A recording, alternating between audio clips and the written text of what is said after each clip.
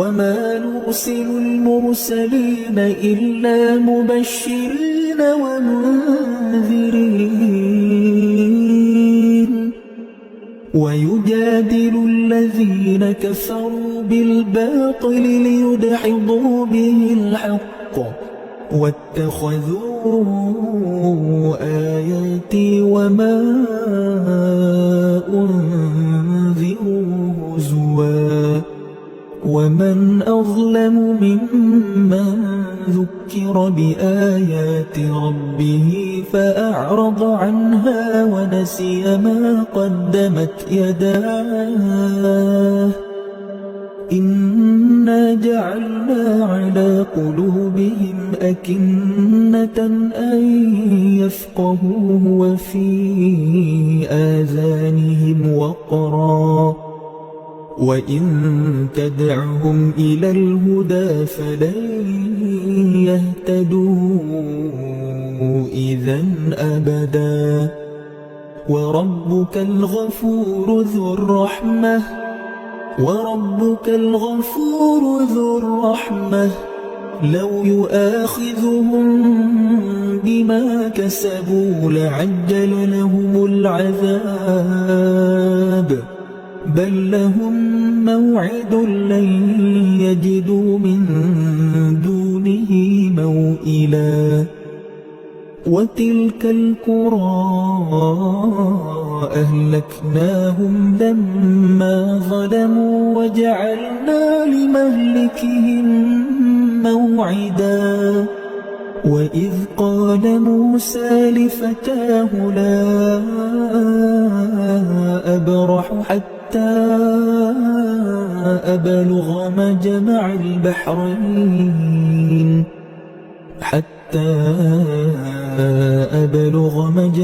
البحرين أو أمضي حقبا فلما بلغا مجمع بينهما نسيا حوتهما فاتخذ سبيله في البحر سربا فلما جاوزا قال لفتاه آتنا غداءنا لقد لقينا من سفرنا هذا نصبا. Ketinggian dinding itu nggak tanggung-tanggung, setinggi gunung di antara dua puncak gunung. Dan ternyata sekarang ditemukan lokasinya itu adalah di antara Azerbaijan dengan Armenia. Penduduk setempat ketika Ibnu Battuta melakukan perjalanan ke sana selama beberapa bulan, ditemukan lokasinya, penduduk sekitar mengatakan kami tidak mampu mendekati tempat itu. Kenapa? Setiap kali kami berusaha mendekati tempat itu, seluruh bulu rumah kami berdiri. Kadang-kadang kata penduduk tempatan, kami melihat ada manusia-manusia kecil sampai di atas. Setiap kali mereka sampai ke atas, kami melihat ada angin kencang menghantam lalu mereka terjatuh kembali ke dalam. Setiap kali ada yang sampai ke atas, ada angin yang menghantam mereka kembali terjatuh ke dalam. Ini kata penduduk tempat. Kemudian Ibnu Battuta memberanikan diri dengan orang-orang yang dibawanya, ekspedisi yang dibawanya, beranikan diri mendekat, didampingi oleh beberapa penduduk yang pemberani. Lalu mereka tidak mampu mendengarkan dari balik tembok besi itu ada suara yang liuh di dalam, suara ribut macam kerja keras, tangkeng tombak, bekerja dengan suara-suara yang banyak. Subhanallah, uniknya tempat ini tidak mampu disenter oleh satelit yang ada. Inilah bentuk bungkus gaib yang Allah jadikan. Fisiknya ada, kekuatan gaibnya juga ada. Kekuatan ini tidak mampu ditembus oleh satelit dan teknologi manusia. Persis dengan segitiga berbeda. قال إنك لن تستطيع معي صبرا وكيف تصبر على ما لم تحط به خبرا قال ستجد. Tentang Ya'juj wa Ma'juj ini ada penafsiran klasik yang mengatakan alat makhluk bentuknya seperti ini cenderung seperti mitos dongeng. Saya lebih condong kepada penafsiran Syekh Tahir Ibnu Ashur dalam tafsirnya namanya At-Tahrir wa Tanwir. Kata dia Ya'juj wa Ma'juj itu adalah orang yang tinggal di tepi tembok, dan tembok itu tembok Cina. Siapa negeri yang tinggal di tembok Cina? Itulah dia Genghis Khan, Kubilai Khan, orang-orang Mongol yang menghancurkan Abbasiyah di Baghdad. قال أخرقتها لتغرق أهلها لقد جئت شيئا إمرا قال ألم أقل لك إنك لن تستطيع معي صبرا قال لا تؤاخذني بما نسيت ولا ترهقني من أمري عسرا فانطلقا حتى إذا لقيا غلاما فقتله قال أقتلت نفسا زكية بغير نفس لقد جئت شيئا نكرا قال ألم أقل لك إنك لن تستطيع معي صبرا قال إن سألتك عن شيء بعدها فلا تصاحبني قد بلغت من لدني عذرا فانطلقا حتى إذا Bahasan Ya'juj Ma'juj ini sebetulnya bukan bahasa Arab. Ternyata Ya'juj Ma'juj ini Allah ambil dari bahasa Cina. Ya.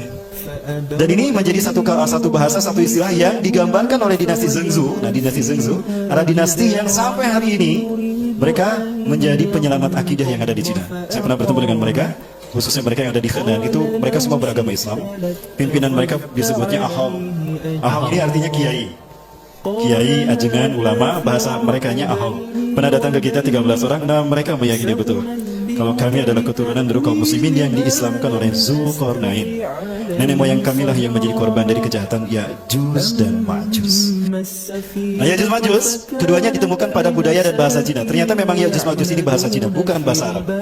Ya, itu berarti Asia, Ju bangsa. Jadi Ya'juj artinya bangsa Asia. Ma'juj diambil juga dari dua kata. Ma pasukan berkuda, Ma itu kuda, Ju bangsa. Jadi Ma'juj adalah bangsa yang berkuda.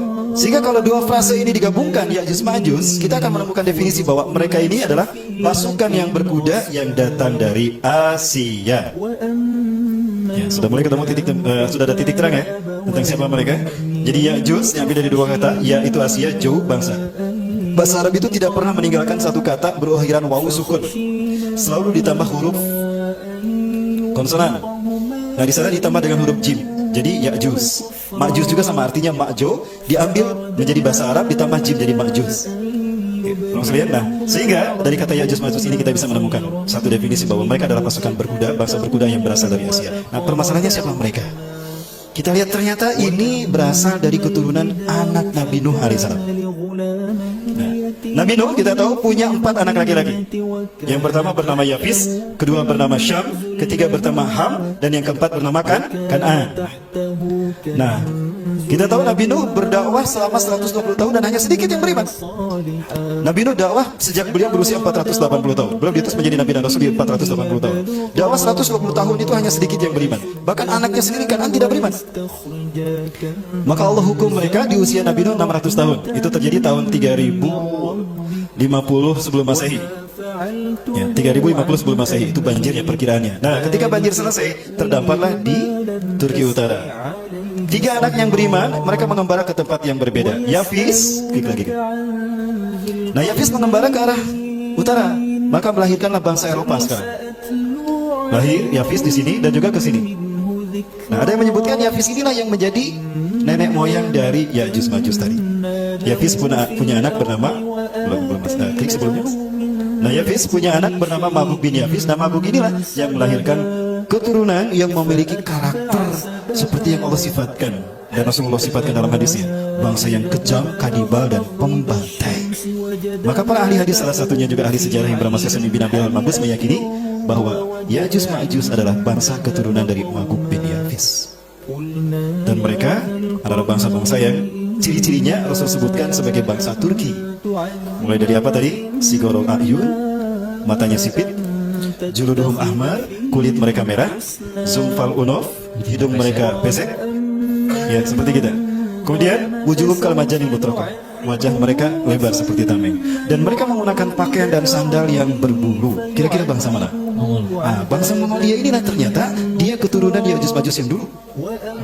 Dan bangsa Mongolia yang dulu berakidahkan kanibalis, ya, berakidahkan pembantaian Ya'juj seperti Ya'juj Ma'juj ini, mereka yang sekarang menjadi nenek moyang Cina hari ini.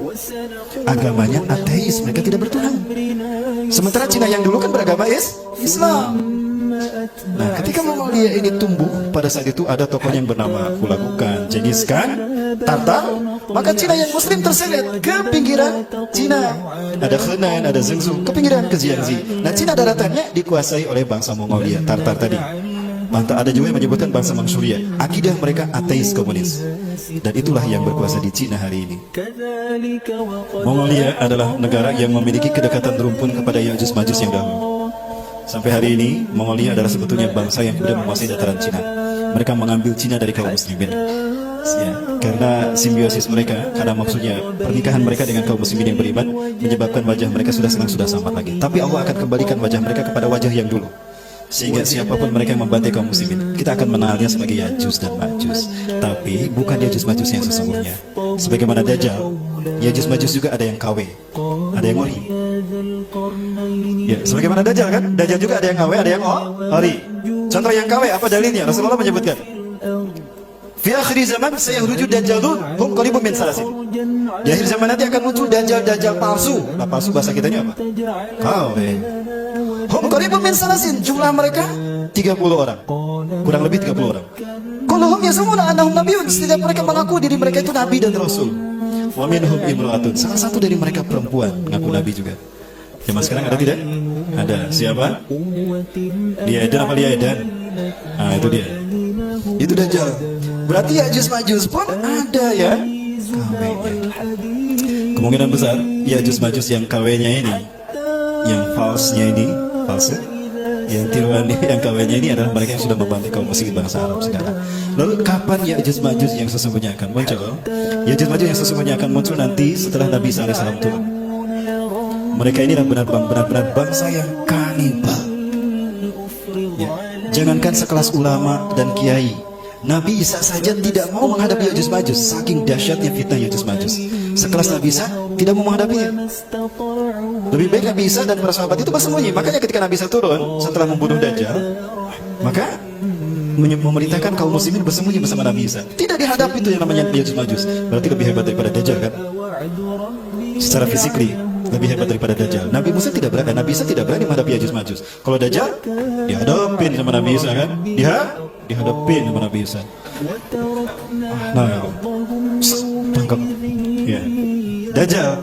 Berarti Ya'juj Ma'juj secara fisik ini sangat berbahaya. Maka tidak mungkin Ya'juj Ma'juj turun sebelum Nabi Isa turun.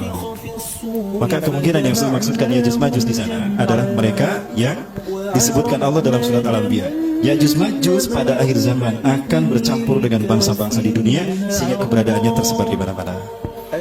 Nah, maka yang dimaksudkan Ya'juj Ma'juj dalam hadis yang tadi salah satunya Cina yang sekarang membantai kaum muslimin Uighur, Israel yang membantai muslim Palestina, Rusia yang membantai Suriah, Amerika yang membantai Irak dan Afghanistan. Adapun Ya'juj Ma'juj yang Rasul sebutkan dalam hadis sebagai satu dari 10 tanda kiamat, itulah Ya'juj Ma'juj yang nanti akan turun di zaman Nabi Isa. Kebayang jika Nabi Isa tidak diturunkan, siapa yang akan melindungi kaum muslimin saat itu? Inilah salah satu hikmah kenapa Rasulullah menyebutkan Allah akan menurunkan Nabi Isa di akhir zaman, dan posisi turunnya, waktu turunnya sebelum Ya'juj Ma'juj keluar. Itu sebagai bukti pertolongan Allah terhadap kaum muslimin saat itu. Nah, Ya'juj Ma'juj yang seperti inilah yang Rasulullah sebutkan, berkulit merah, berhidung pesek, bermata sipit, tidak jauh beda seperti mereka yang ada saat ini. Namun dari segi pakaian, mereka tidak berpakaian seperti kita, tapi pakaian mereka seperti orang-orang pedalaman. Artinya mereka hidup di tempat-tempat yang dingin. Rasul menyebutkan sandal mereka ada dari bulu. Pakaian mereka dari berbulu. Artinya mereka tidak menggunakan pakaian dari hewan, kulit hewan maksudnya. Nah, ini menandakan mereka dari bangsa-bangsa yang dingin. Itu daerah Cina dan Rusia. Itu keyakinan para ulama, mereka masih terpendam di sana. Baik, Ibu Firman Makmullah.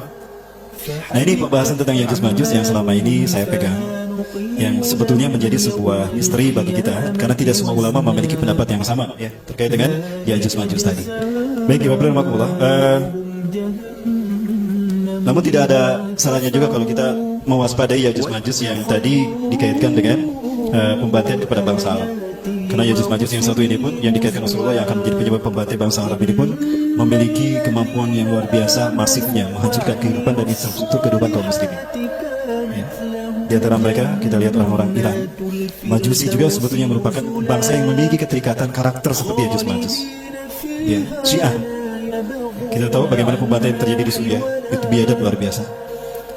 Di antara pasukan yang berakidahkan Syiah Nusyairiyah, mereka membantai kaum muslimin Suriah. Di antaranya ada yang memperkosa seorang gadis di hadapan orang tuanya, usia 20 tahun, diperkosa oleh 9 orang di hadapan ayah dan ibunya. Setelah diperkosa lalu dicincang sampai tubuhnya dan ususnya berserakan. Inilah jahatnya mereka. Nah, ada ulama menyebutkan mereka melakukan apa yang dulu dilakukan Yajuj Majuj. Maka kemungkinan Rasulullah juga memaknakan Yajuj Majuj itu kepada mereka yang melakukan pembantaian pada muslim seperti yang sekarang ini. Itu ada para ahli hadis mengatakan demikian. Nah, adapun Yajuj Majuj yang sesungguhnya umat Islam tidak kuat menghadapinya. Ya, maka Rasulullah Nabi bisa memberitakan, bersembunyilah kalian. Maka umat Islam pun bersembunyi di malam itu. Ya. Maka mereka yang berada di luar kekuasaan Nabi Isa, itulah yang dimangsa hidup-hidup oleh Yajuj Majuj. Sehingga ketika mereka sampai ke kaum muslimin tempat di mana kaum muslimin berada, yaitu di wilayah Suriah dan Palestina. Dulu Suriah Palestina kemudian menjadi bersatu dan Yordan itu bersatu. Ya, lebih tepat lagi berada di Palestina. Nah, semuanya bersembunyi, termasuk Nabi Isa. Maka Yajuj Majuj datang ke arah mendekat ke arah mereka. Dan mereka berkata, Yajuj Majuj, kata Rasulullah, semua manusia di muka bumi ini telah kita habiskan. Padahal yang dihabiskan maksudnya yang ada di sana. Masih ada orang-orang manusia yang ada di sana, termasuk yang di Indonesia. Tapi bukan yang beriman, tapi mereka yang sudah tidak beriman. Karena pada saat itu orang-orang beriman itu sudah mengarah ke bumi Syam. Apakah di Indonesia tidak ada orang beriman? Sepertinya sudah banyak. Ada dua hal yang terjadi. Kalau bukan karena syahid akibat peperangan, mereka akan hijrah ke bumi Syam pada saat Nabi Isa sudah turun. Setelah mereka sembunyi, maka di antara Yajuj Majuj, kata Rasulullah, ada yang menggerak-gerakkan tombak mereka, lalu dilemparkan ke langit, dan ketika balik lagi ternyata sudah berlumuran darah. Maka mereka yang lain pun mengikutinya, dilemparkan semua tombak mereka dan semuanya kembali dengan berlumuran darah. Lalu Allah menghukum mereka dengan diturunkannya apa? Ulat. Maka terjadilah hujan ulat dari langit, yang mana ulat itu menimpa mereka. Nah, Yajuj Majuj mereka menundukkan kepala mereka. Ketika melihat ke atas ada ulat, lalu mereka menundukkan kepala mereka. Maka ulat itu pun masuk ke punduk-punduk mereka, kata Rasul. Maka dengan cepat ulat tadi menjalar, ada yang ke otak mereka sampai ke jantung mereka. Maka ketika subuh harinya kaum muslimin selesai sholat subuh, Nabi Isa memberitakan, keluarlah kalian, aku tidak mendengar banyak suara di luar sana. Ternyata ketika kaum muslimin keluar, Yajuj Majuj sudah mati semuanya. Saking banyaknya Yajuj Majuj saat itu, binatang ternak kita tidak ada yang bisa makan rumput karena sudah terkena darah-darah Yajuj Majuj. Maka mereka pada akhirnya memakan daging-daging Yajuj Majuj. Namun Allah memberikan berkah bagi manusia akhir zaman di zaman Nabi Isa. Ini berkahnya kedatangan Nabi Isa alaihissalam. Ternyata ternak-ternak yang memakan daging Yajuj Majuj itu menjadi susunya menjadi banyak, daging mereka menjadi bagus-bagus, tebal-tebal. Maka makmurlah kaum muslimin. Itulah masa kritis terakhir yang dialami kaum muslimin di muka bumi. Setelah itu kaum muslimin akan beramai-ramai sholat di Masjidil Aqsa. Nabi Isa mengusap wajah mereka. Satu persatu wajah mereka diusap. Anta min ahlil jannah, ina makanaka fil jannah. Kamu dari akhir surga, tempat kamu di surga. Rasulullah mengatakan, itulah sebaik-baik manusia di muka bumi. Mudah-mudahan mereka yang diusap oleh Nabi Isa adalah termasuk kita. Amin. Amin. Baik, nah kemudian itulah momen di mana umat Islam kemudian memasuki fase khilafah ala minhajin nubuwah yang damai, adil dan makmur. Kemudian Nabi Isa menikah dengan gadis Arab dan punya anak, 3 anak laki-laki. Setelah Nabi Isa punya 3 anak laki-laki, Imam Mahdi meninggal dunia, dimakamkan di Syam, disolatkan, imamnya adalah Nabi Isa alaihissalam. Ya. Setelah itu kemudian ada pembayatan Al-Qahtani sebagai khalifah di muka bumi yang berikutnya. Jadi Imam Mahdi bukan khalifah yang terakhir, tapi khalifah yang memimpin umat Islam menguasai dunia. Nah, setelah Imam Mahdi wafat, kemudian Nabi Isa wafat juga, disolatkan di Masjid Nabawi.